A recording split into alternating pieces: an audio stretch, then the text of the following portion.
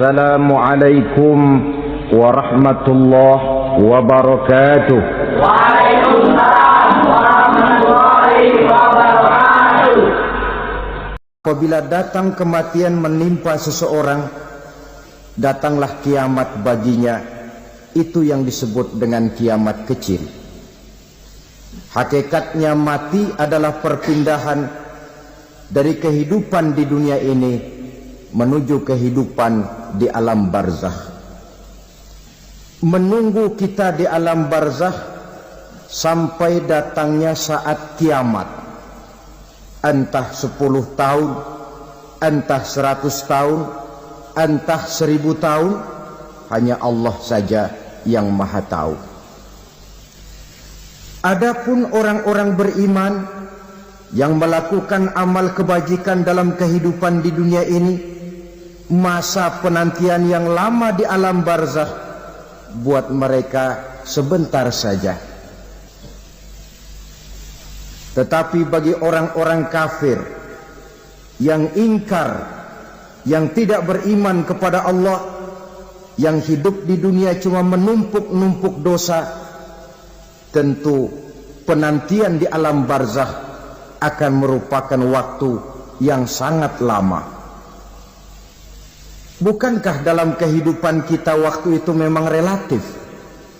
Contoh misalnya, bagi pemuda-pemudi yang sedang duduk asyik memadu cinta, waktu 4-5 jam saja rasanya cuma 4-5 menit.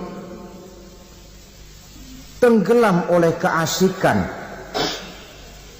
Tapi buat orang yang berbaring di rumah sakit, meratap di balik-balik apa itu tembok derita kata lagu,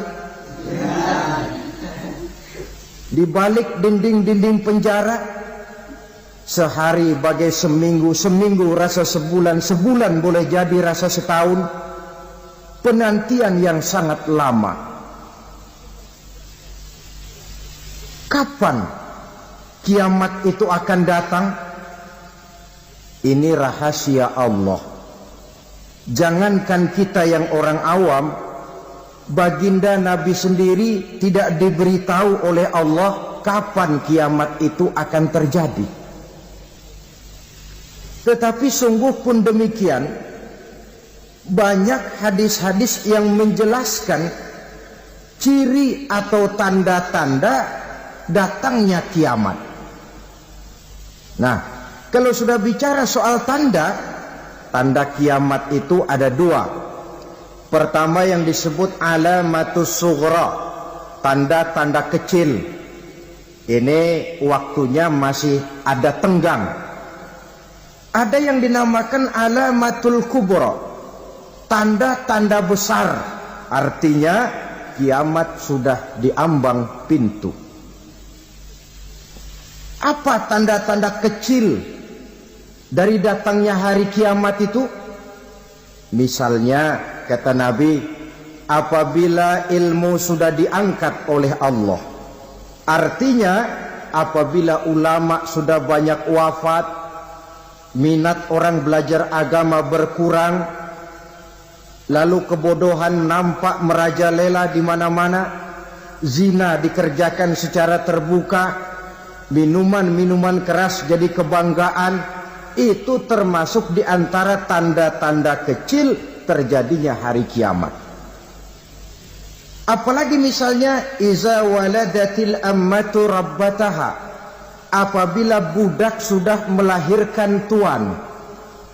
Apa maksudnya? Ada yang mentafsirkan apabila anak sudah bisa membudaki orang tuanya.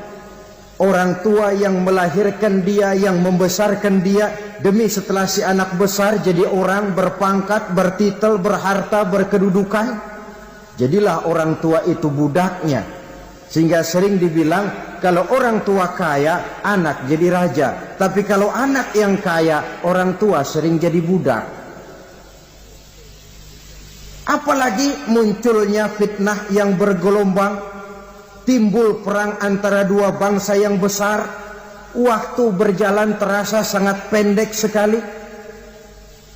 Itu merupakan tanda di antara tanda-tanda kiamat. Termasuk di dalamnya sulit membedakan mana laki, mana perempuan. Kan kalau tanda-tanda kayak begini sekarang sudah banyak kita lihat kan.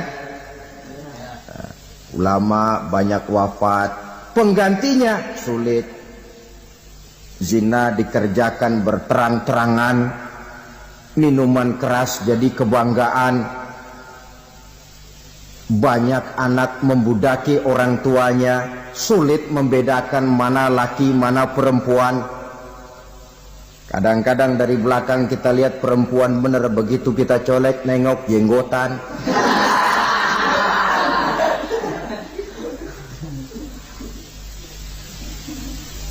Ini termasuk tanda-tanda kecil, masih ada tenggang sampai akan terjadinya kiamat itu.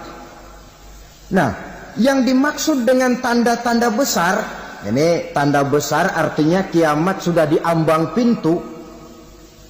Pertama, matahari terbit dari sebelah barat. Apabila matahari sudah terbit dari arah sebelah barat, tertutuplah sudah pintu taubat. Bersabda Nabi kita, la taqumus sa'atu hatta tatlu'a syamsu min maghribiha. Tidak akan datang hari kiamat sampai matahari terbit dari arah sebelah barat. Fa iza tala'at, manakala matahari telah terbit dari arah sebelah barat, wara'ahan nasu, manusia banyak menyaksikan itu, amanu ajma'un, mereka pun lalu beriman. Yang tadinya kafir, yang tadinya ingkar, yang tadinya membangkang, setelah melihat matahari terbit dari sebelah barat, buru-buru beriman, berlomba-lomba mengucap 2 kalimat syahadat. Tapi apa yang terjadi? Kata Nabi, wadzalika hina la yanfa'u nafsan imanuha lam takun amanat min qabl. Hari itu adalah hari yang iman sudah tidak berguna lagi bagi seseorang apabila sebelumnya memang dia tidak pernah beriman. Au kasabat fi imaniha khaira, atau beriman tetapi tidak pernah melakukan kebajikan di dalam keimanannya itu. Hari yang sudah kasib, hari yang sudah terlambat, beriman tidak akan ada gunanya lagi. Ini pelajaran buat kita. Sebelum sang surya terbit dari sebelah barat, sebelum nafas sampai di tenggorokan, artinya pintu taubat masih terbuka. Kalau 2 hal itu sudah terwujud, nafas sudah sampai di kerongkongan atau matahari sudah terbit dari arah sebelah barat, tertutuplah sudah pintu taubat. Tak ada lagi gunanya pangkat, jabatan, harta, bahkan beriman pun dalam suasana macam itu. Too late, kata orang Kulon. Sudah terlambat. Matahari terbit dari arah sebelah barat. Itu tanda besar, artinya kiamat sudah di ambang pintu. Lalu apalagi tanda besar? Munculnya Dajjal. Dajjal artinya pendusta-pendusta yang menyesatkan manusia. Ada 2 macam Dajjal, saudara. Ada Dajjal kecil, ini Dajjal kelas teri. Kalau ini sejak zaman Rasulullah sudah ada itu. Tiap zaman ada. Di zaman Rasulullah misalnya ada yang bernama Aswad al-Unsi dari Yaman. Ada yang namanya Musailamah al-Kazzab dari Yamama. Ada yang namanya Ibnu Sayyad dari Madinah. Ini Dajjal-Dajjal di zaman Rasul. Musailamatul Kazzab memproklamirkan diri jadi nabi dia. Di zaman Rasul masih hidup. Ini Dajjal zaman Nabi. Di zaman sahabat muncul Dajjal-Dajjal. Di zaman kita sekarang ini Dajjal-Dajjal pun gentayangan. Dajjal-Dajjal kelas teri. Kerjanya mendustakan manusia, menyesatkan manusia, memalingkan manusia dari jalan yang benar dan diridhoi oleh Allah Subhanahu wa taala. Adapun yang merupakan tanda besar dari datangnya kiamat, dajjal-dajjal kelas kakap, pembohong-pembohong besar yang menyesatkan masyarakat manusia berpaling dari jalan Allah mengikuti jalan mereka. Apa sih ciri dajjal itu? Kata Nabi dalam hadis Bukhari Muslim, innad dajjala, sesungguhnya yang namanya dajjal itu yakhruju, satu saat akan muncul mendekati hari kiamat, wa inna ma'ahu ma'an, si dajjal ini membawa air, wanaran, dan juga membawa api. Dua simbol. Di tangan yang satu dia bawa air, di tangan yang satu dia bawa api. Wa ammal ladzi yarahu an-nasu ma'an fanarun, adapun yang orang banyak lihat air, hakikatnya adalah api. Yang dilihat api, hakikatnya adalah air. Oleh sebab itu, kalau api yang ditawarkan, ambillah air. Kalau air yang ditawarkan, pilihlah api. Maksudnya apa ini? Ini bahasa simbol, saudara-saudara. Dajjal bicaranya seolah-olah untuk kepentingan manusia, menawarkan surga. Surga yang dia tawarkan hakikatnya neraka. Hai manusia, kalau kau mau bahagia, jangan dekat-dekat dengan agama. Sholat itu tidak efektif dan efisien, tidak produktif dari segi ekonomi itu. Menghadiri majelis taklim cuma buang-buang waktu. Tahajud, tasbih, tahlil, baca Quran, apa itu? Pekerjaan mubazir saja. Hidup ini cuma sekali, masa yang cuma sekali, manfaatkan dengan sebaik-baiknya. Mumpung. Dibawanya sifat mumpung, tetapi dalam pengertian yang sangat negatif. Bicaranya seolah-olah untuk kepentingan manusia, tetapi sebenarnya menjerumuskan manusia. Menawarkan air, tapi sebenarnya api. Menawarkan api, tapi hakikatnya air. Buat apa kamu sholat? Buat apa kamu bayar zakat? Buat apa kamu puasa?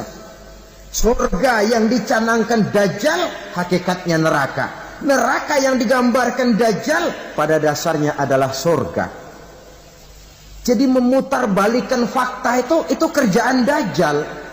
Yang hak jadi batil, yang batil dibilang hak, yang benar jadi salah, yang salah malah jadi benar. Tuntunan disuruh jadi tontonan, tontonan malah menjadi tuntunan. Itu pekerjaan dajjal profesinya.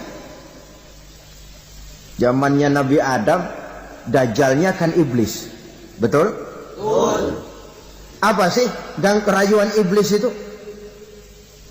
Allah setelah menciptakan Nabi Adam kan bilang, Adam, kau dan istrimu Hawa tinggal di surga ini. Seluruh fasilitas yang ada di surga persilahkan kau nikmati. Satu yang tidak boleh, jangan coba-coba dekati pohon khuldi. Dekat saja jangan, apalagi sampai memetiknya. Datang dajjal yang namanya iblis ini. Adam, kamu tahu nggak kenapa tidak boleh makan buah khuldi? Ya nggak tahu, pokoknya saya dilarang. Bodoh kamu Dam. Khuldun artinya kekal. Kalau kamu makan itu buah, kau akan kekal di surga buat selamanya. Allah tidak kepengen, maka dilarang kamu makan buah khuldi. Kalau kau ingin kekal di surga Adam, makan saja. Saya bicara begini ini untuk kepentingan kamu Adam. Ini kan ciri-ciri dajjal. Bicaranya sih seolah-olah untuk kepentingan Nabi Adam, hakikat sebenarnya menjerumuskan Nabi Adam supaya ingkar dan melanggar larangan dari Allah Subhanahu wa ta'ala. Jadi setelah muncul dajjal, timbul kekacauan-kekacauan di masyarakat. Banyak yang terpengaruh, terpedaya dan terpesona. Termasuk mereka yang memproklamirkan diri jadi nabi. mereka yang memproklamirkan diri jadi rasul di zaman sesudah Rasulullah wafat, itu adalah dajjal-dajjal. Maka saya ingatkan, kalau di zaman kita sekarang ini ada orang ngaku jadi nabi, ada orang ngaku jadi rasul, biar bahasa Arabnya kental, Quran hafal, hadis ribuan hadis hafal, biar pakai serban sampai menyengser ke tanah, bahasa Arabnya fasih, tapi dia mengaku jadi nabi, jadi rasul, kita umat Islam wajib tidak percaya. Wajib untuk tidak percaya. Itulah dajjal-dajjal zaman kita sekarang ini. Tidak mustahil mereka datang mempengaruhi orang-orang awam supaya berpaling dari Rasulullah, mengikuti mereka. Nah, di akhir zaman nanti, mendekati hari kiamat, dajjal ini muncul, dajjal kelas kakap, menyesatkan masyarakat manusia untuk berpaling dari Islam, mengikuti seruan mereka. Apalagi di antara datangnya kiamat itu, tanda yang besar itu, turunnya Nabiullah Isa Al-Masih, putra Maryam. Menurut berbagai hadis yang sahih, Nabi Isa Al-Masih nanti akan turun lagi. Tidak membawa risalah yang baru, tapi meluruskan risalah Islam ini yang telah banyak ditinggalkan oleh masyarakat. Bahkan ada hadis menjelaskan beliau akan membunuh Nabi, mematahkan kayu-kayu salib, lalu melaksanakan haji dan umrah mengikuti syariat Nabi Muhammad, bukan membawa agama baru.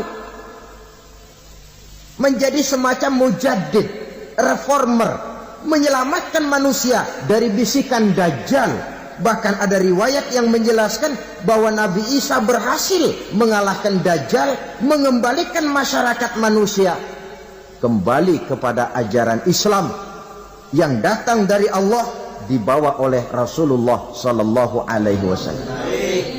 Dengan kata lain, turunnya Nabi Isa bukan sebagai nabi dan rasul baru, tetapi mengikuti syariat Nabi kita Muhammad sallallahu alaihi wasallam. Saudara hadirin, ibu-ibu hadirat yang saya hormati, kemudian apalagi di antara tanda-tanda besar akan datangnya kiamat itu? Keluarnya asap atau awan. Kata Nabi, inna min asrati sa'ah dukhanan yamla'u ma bainal masyriqi wal maghrib. Di antara tanda-tanda kiamat, munculnya awan atau asap yang memenuhi antara langit dan bumi. Ini pun diperkuat dalam surah Ad-Dukhan ayat 10. Fartaqib yauma ta'tis sama' bidukhanin mubin fayughshan nas hadza azabun alim. Bagi orang-orang yang beriman, mereka biasa-biasa saja. Tapi bagi orang kufur, datangnya asap dan awan ini merupakan azab yang kelewat pedih. Barangkali sedikit mendekati gambaran tentang azab yang pedih ini, saya ingatkan alam pikiran kita kepada peristiwa yang belum lama terjadi. Pernah dengar berita bocornya reaktor nuklir di Chernobyl, Uni Soviet? Pernah dengar? Nah. Bocornya reaktor nuklir di Chernobyl yang mengakibatkan ratusan, bahkan sangat mungkin ribuan nyawa. Cuma satu reaktor. Bagaimana kalau seluruh cadangan nuklir yang dimiliki oleh para negara adik kuasa ini diledakkan? Bahkan yang konon menurut catatan, cadangan nuklir yang dimiliki bersama oleh Amerika dan Rusia sekarang ini sudah sanggup memusnahkan 6 miliar manusia. 1,5 kali lebih banyak dari jumlah manusia yang nongkrong di permukaan bumi ini. Saudara-saudara hadirin yang saya hormati, lalu saat mendekati hari kiamat, apalagi tandanya? Setelah Nabi Isa wafat, pada saat turunnya yang kedua kali, Lalu Allah meniupkan angin sejuk. Semua orang-orang beriman, orang-orang baik wafat. Sehingga penghuni bumi ini cuma tinggal lagi terdiri dari orang-orang kafir. Tidak ada lagi di bumi ini yang bisa mengucapkan Allah. Sehingga dalam hadis qudsi itu ada keterangan, Innallaha azza wa jalla yaqulu li Israfil. Allah pernah pesan kepada malaikat Israfil. Kata Allah, Israfil, Iza sami'ta qailan yaqul Allah Allah fa akhirin nafah 40 sanatan ikraman liqailiha. Hai Israfil, apabila kau dengar di permukaan bumi masih banyak orang yang mengucapkan Allah Allah, maka tunda sangkakala kiamat itu 40 tahun. Untuk apa? Ikraman liqailiha, menghormati orang yang mengucapkan Allah Allah itu. Wah, jadi karena sekarang masih banyak yang mengucapkan Allah, besar hatilah kita, masih jauh kiamat itu. Tapi jangan lupa, kiamat pribadi, kiamat kecil itu yang gak kita sangka-sangka. Ajal datang mencabut nyawa, itu kiamat pribadi. Dan itu yang pasti kita hadapi. Dan itu yang membuat kita tidak boleh bersikap main-main di dalam kehidupan sekarang ini. Saudara hadirin yang saya hormati, tidak ada lagi orang-orang muslim. Seluruh penduduk dunia ini kafir. Lalu terciptalah struktur sosial yang berlandaskan prinsip hidup semau gue. Bakal terjadilah prinsip di mana yang kaya menyantap yang miskin, yang kuat menindas yang lemah. Hidup sudah bagaikan di rimba belantara. Berlaku hukum rimba, siapa yang kuat dia yang menang, siapa yang lemah menjadi mangsa. Timbul kekacauan, maksiat merajalela, munkarat menjadi-jadi. Sehingga isi bumi ini penuh dengan segala macam perbuatan dosa. Tidak ada perlunya lagi alam diperpanjang temponya. Datang saat yang sudah dijanjikan oleh Allah Azza wa Jalla, maka terjadilah yang disebut kiamat kubra, kiamat besar, kiamat hancur-hancuran. Bagaimana kejadian ini dimulai?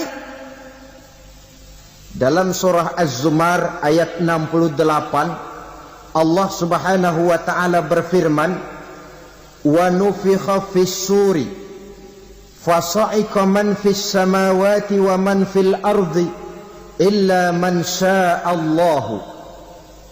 Maka manakala ditiuplah sangkakala, terkejutlah seluruh yang ada di langit dan seluruh yang ada di bumi. Bila saat kiamat datang, Allah perintah malaikat Israfil, Israfil, tiup sangkakalamu. Ditiuplah sangkakala oleh malaikat Israfil. Yang akibat daripada tiupan itu, seluruh yang ada di langit, seluruh yang ada di permukaan bumi terkejut. Yang ada di langit siapa? Malaikat kan. Bayangin aja kalau malaikat kaget, apalagi kita. Terkejut seluruh makhluk yang ada di bumi, yang ada di langit mendengar suara sangkakala itu. Bunyinya tidak sanggup kita bayangkan dahsyatnya. Ledakan nuklir, ledakan neutron, belum apa-apa ketimbang bunyi sangkakala malaikat Israfil ini. Nah, lalu mendengar bunyi sangkakala ini, gemparlah makhluk, kacaulah alam. Bumi gempa, planet-planet bertabrakan, gunung meletus, air laut tumpah ke darat, angin topan bertiup, halilintar menyambar. Lalu semua yang bernama hidup mati total. Mati bareng tanpa persiapan. La haula wala quwwata illa billah. Saya kadang-kadang dalam tafakur bermohon, ya Allah, mudah-mudahan saya enggak nemuin kiamat beneran. Ngeri. Tidak bisa kita bayangkan macam apa suasana seperti itu. Allah saja banyak memberikan gambaran, misalnya Al-Qari'ah, wa mal qari'ah, wa ma adraka mal qari'ah. Kejadian yang menggemparkan. Tahukah kamu apa kejadian yang menggemparkan itu? Yauma yakunun nasu kal farasil mabsus wa takunul jibalu kal ihnil manfus. Pada saat itu manusia berterbangan bagai kupu-kupu. Gunung berterbangan seperti kapas ditiup angin. Gunung saja macam kapas, konon lagi manusia. Kematian total, mulai semut sampai gajah mati, jin mati, iblis mati, malaikat mati. Malaikat saja mati. Saudara hadirin yang saya hormati, kematian total yang tanpa persiapan. Orang bilang, Pak, kalau mati bareng begitu yang repot malaikat maut dong ya. Cabut sana, cabut sini. Itu kalau menurut logika kita, mestinya begitu menurut logika. Tapi logika juga yang bilang nggak perlu serepot itu. Sebab untuk mematikan listrik di wilayah DKI, di wilayah Jakarta, nggak perlu tiap rumah didatengin matiin, ya lama.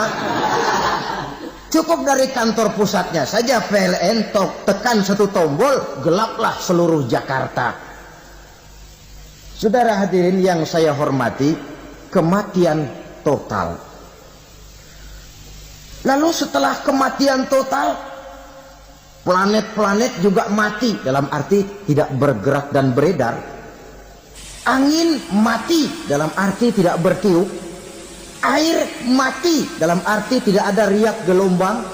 Pokoknya semua mati. Kullu nafsin za'iqatul maut. Semua yang bernafas mati. Dalam ayat lain, kullu man 'alaiha fan. Semua yang ada di permukaan bumi fana. Yang kekal cuma Allah Subhanahu wa ta'ala. Yang paling belakang mati malaikat maut dan malaikat Israfil. Tapi mati juga sesuai dengan janji Allah. Menurut hadis Bukhari Muslim dari Abi Hurairah, masa tenggang waktu antara kematian total pada tiupan sangkakala pertama dengan proses kebangkitan pada tiupan sangkakala kedua 40 lamanya. Tidak dijelaskan oleh Abi Hurairah 40 jam, apa 40 hari, apa 40 tahun. Hadis-hadis cuma menyebutkan 40 saja. Sunyi alam, yang tinggal cuma Allah saja lagi. Ketika itu Allah berseru-seru, katanya, limanil mulkul yauma. Siapa para penguasa hari ini? Mana itu raja-raja dan penguasa yang dulu mengaku jadi Tuhan? Fir'aun. Mana Fir'aun sekarang? Yang dulu jadi raja, merasa berhasil, sombong, lalu tidak mau turun-turun dari kekuasaannya, sampai kepada puncak kekurang ajarannya mengangkat diri jadi Tuhan. Mana itu Fir'aun? Namrus. Mana sekarang Namrus? La ilaha illa ana. Ternyata tidak ada Tuhan lain selain daripada aku, kata Allah. Proses kemudian, saudara-saudara, turunlah hujan dari langit. 40 lamanya hujan itu. Tidak jelas juga 40 jam apa 40 hari. Setelah air turun membasahi, datanglah tiupan sangkakala yang kedua. Semua yang bernama mati bangkit dari kuburnya masing-masing. Ini yang disebut yaumul ba'tsi, hari kebangkitan. Allahu Akbar. Pada saat kita bangkit dari kubur kita masing-masing, kumpul di padang mahsyar namanya. Bayangin aja, saya sendiri nggak sanggup bayangin. Manusia sejak zaman Adam sampai zaman kiamat kumpul bareng di tempat sama. Berapa banyaknya itu?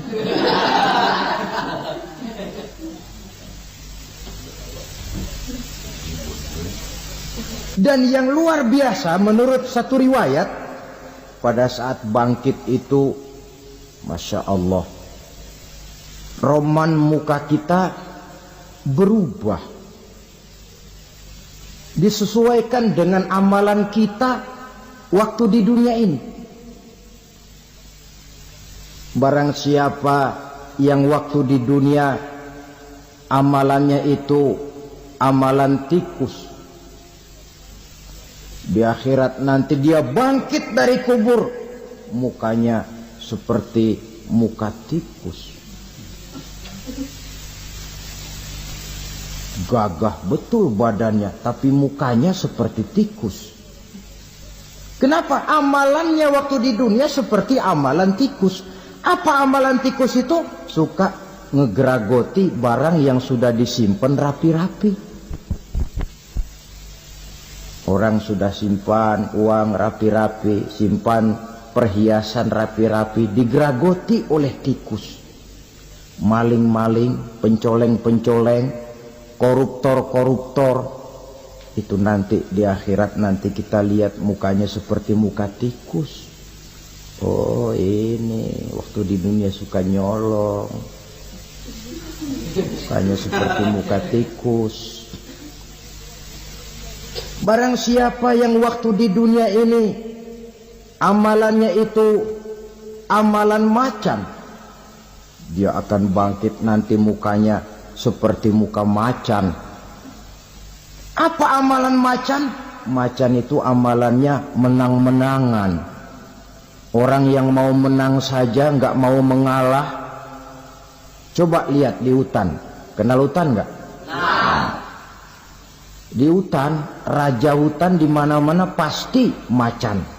Betul kan? Betul. Padahal hutan belum pernah bikin pemilihan umum. Tapi macan tidak peduli ada pemilihan umum apa tidak, pokok saya raja. Sebab apa? Macan jadi raja itu bukan karena benar, tapi karena kuat jadi raja. Setelah dia jadi raja, rakyat hutan yang mesti dilindungi malah dimakan oleh raja macan. Kambing rakyat hutan dimakan oleh macan. Ayam rakyat hutan dimakan oleh macan. Itu nanti kita lihat di akhirat itu mukanya seperti muka macan, gagah betul. Lalu barang siapa yang di dunia ini amalannya itu seperti amalan anjing, nanti dia punya muka seperti muka anjing. Apa amalan anjing? Pertama, anjing itu kalau disuruh jaga rumah, dia tidak bisa membedakan mana maling, mana tamu. Biar yang datang maling, kalau bawa tulang, anjing kalem.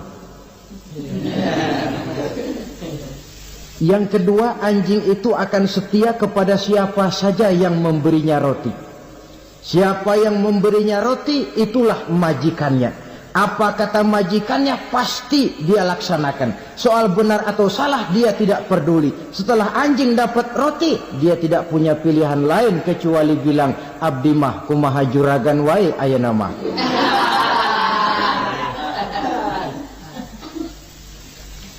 Saudara hadirin yang saya hormati, berkumpul di padang mahsyar, tiap orang sibuk dengan persoalannya masing-masing.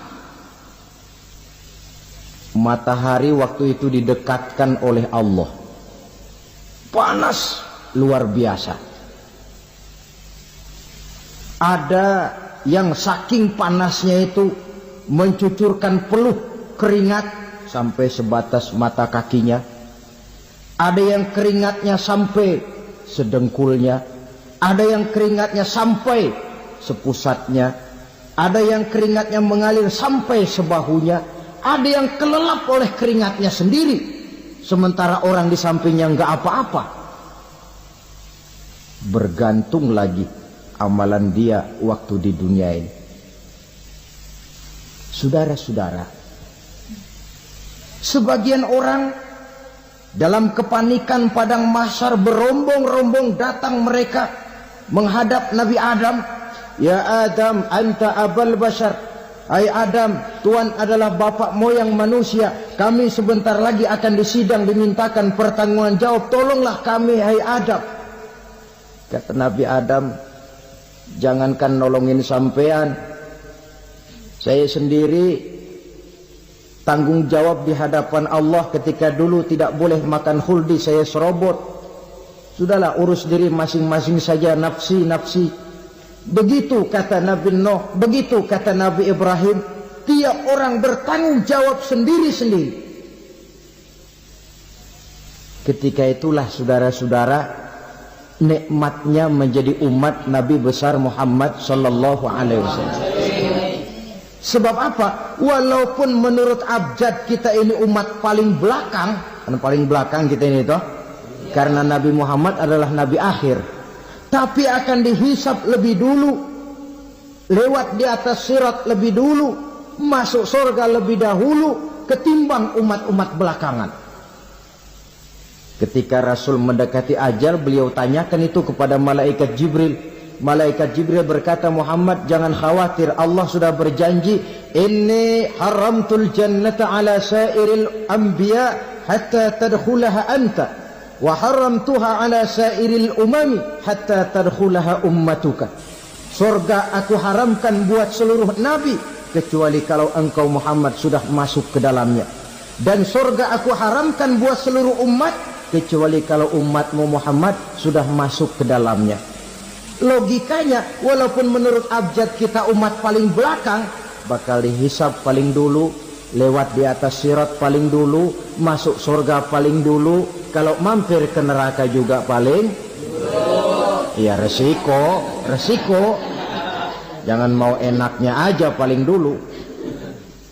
Saudara hadirin yang saya hormati, setelah masa kebangkitan itu jangan dikira begitu bangkit langsung diperiksa. Masih menunggu menanti ribuan tahun perhitungan padang mahsyar untuk sampai kepada proses yang disebut yaumul hisab, hari perhitungan.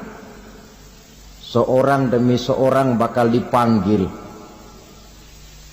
Bayangkan saja, kita se-RT saja di absen, kadang-kadang perlu waktu lama.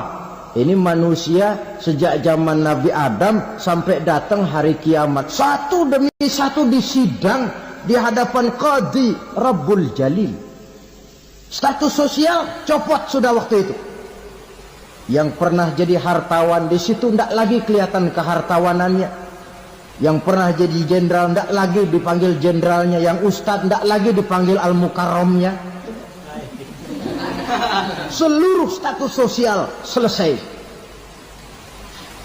Dipanggillah kita seorang demi seorang menghadap Qadhi Rabbul Jalil. Bagaimana proses penghisaban itu? Pertama, proses tanya jawab. Di antaranya ada hadis menyatakan, lan tazula qadama 'abdin yaumal qiyamah hatta yus'ala an arba'i khisalin. Besok di hari kiamat tidak akan bergeser telapak kaki seorang hamba sampai dia ditanya lebih dulu tentang 4 persoalan. Tentang ilmunya, kemana ilmu itu diamalkan. Tentang umurnya, di mana umur itu dihabiskan. Tentang masa mudanya, kemana masa muda itu dipakai. Tentang hartanya, dari mana harta itu didapat dan kemana harta itu dibelanjakan.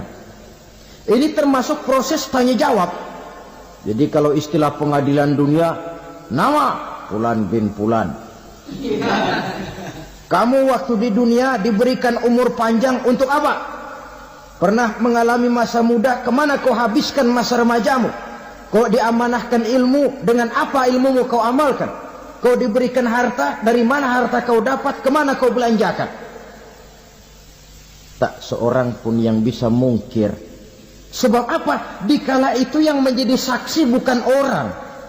Yang menjadi saksi adalah seluruh anggota badan kita.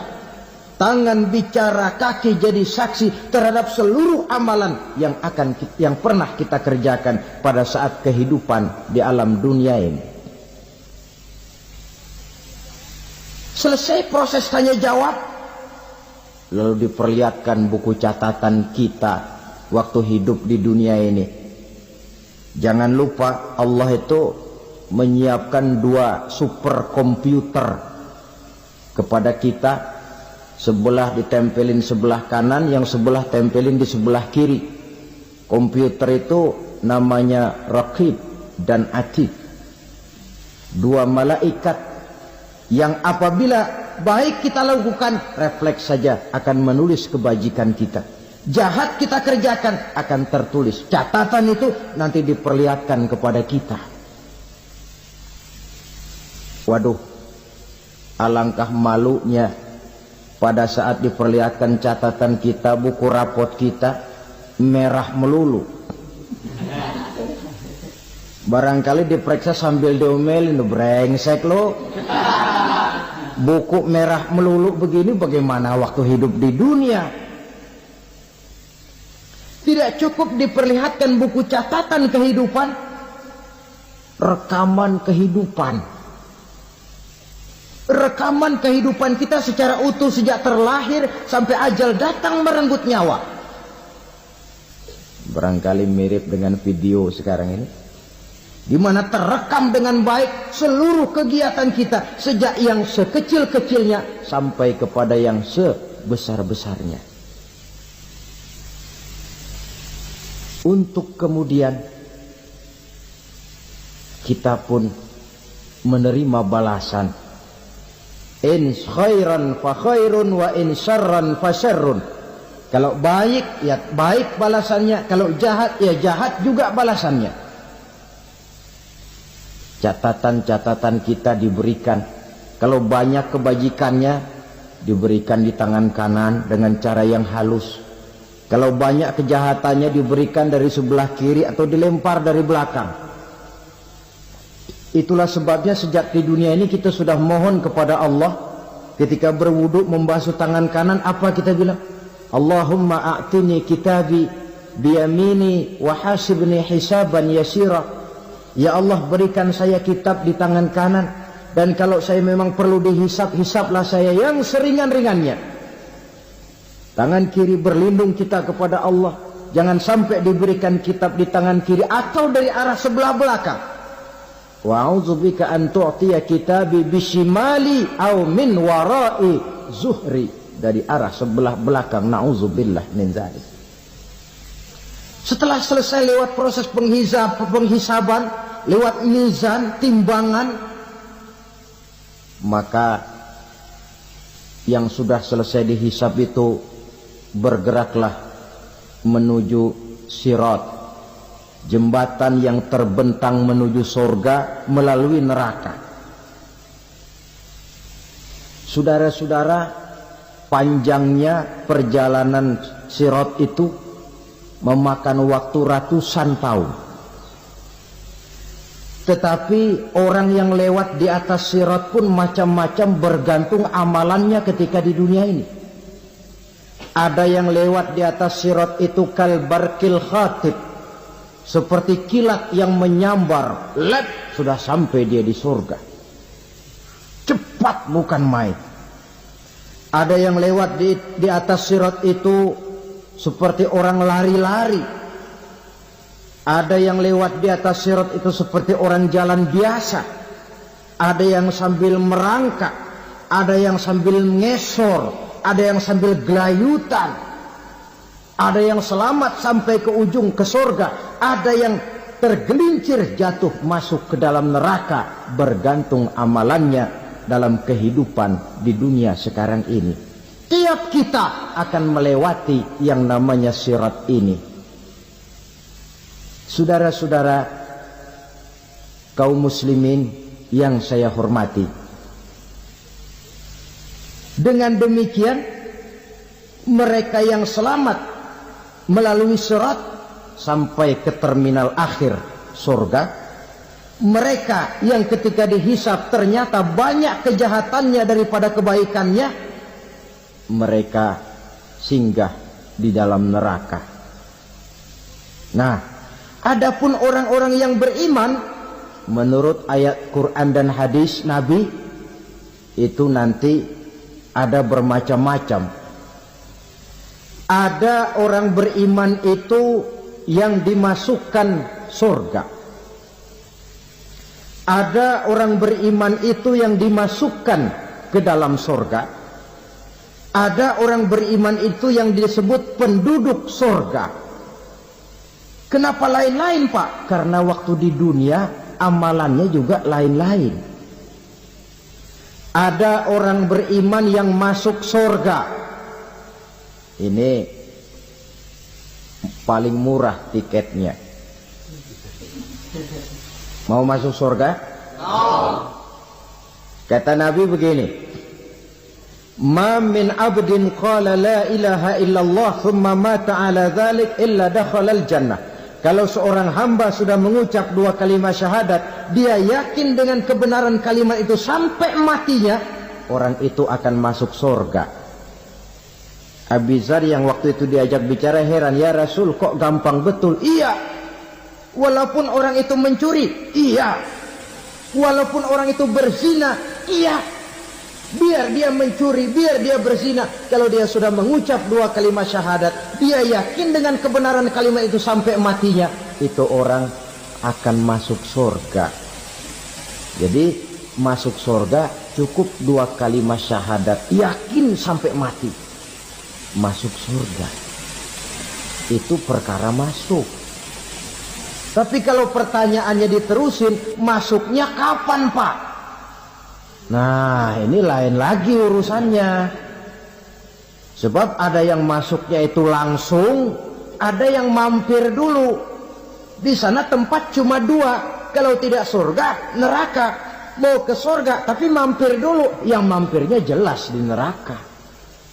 Kenapa? Dalam hadis qudsi ada riwayat, nanti itu di akhirat, setelah Allah selesai mengatur penduduk surga masuk surga, yang neraka masuk neraka, Allah berkata kepada malaikat Malik, malaikat Malik, labaik ya Allah, itu bajingan-bajingan tengik, manusia-manusia durjana yang waktu di dunia tidak mau sujud, jauh dari ulama, gemar melakukan yang munkarat dan maksiat, hidup di tengah masyarakat selalu jadi bibit keonaran, kufur, sudah masuk neraka semua.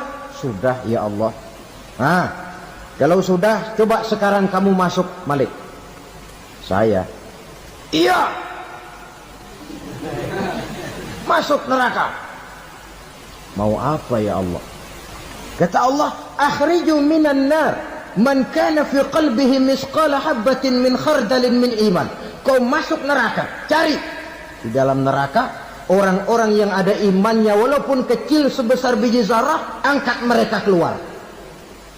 Masuk malaikat Malik ke neraka, cari orang yang ada imannya, korek-korek. Ya repot, udah pada gosong.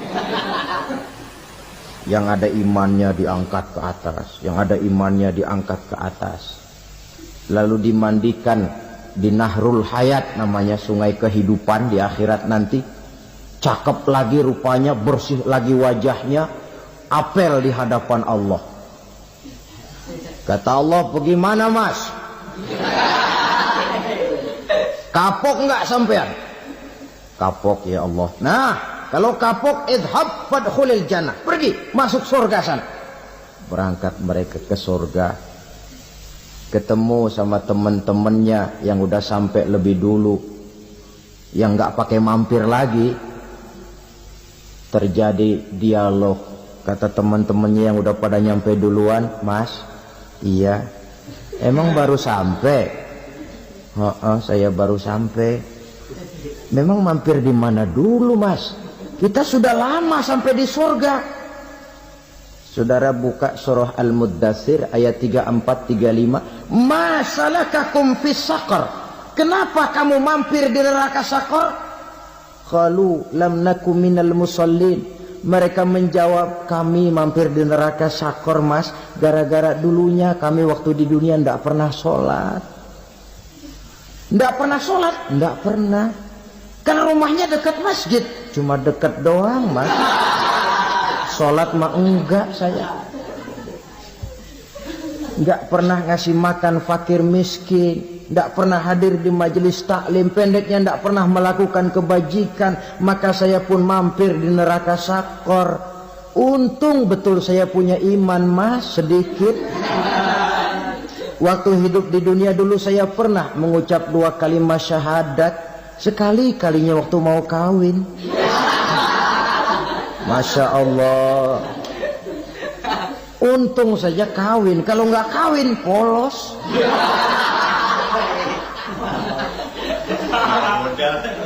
Itu juga pengulu sudah setengah mati ngajarin. Asyhadu alla, asyaduaan, asyaduaan.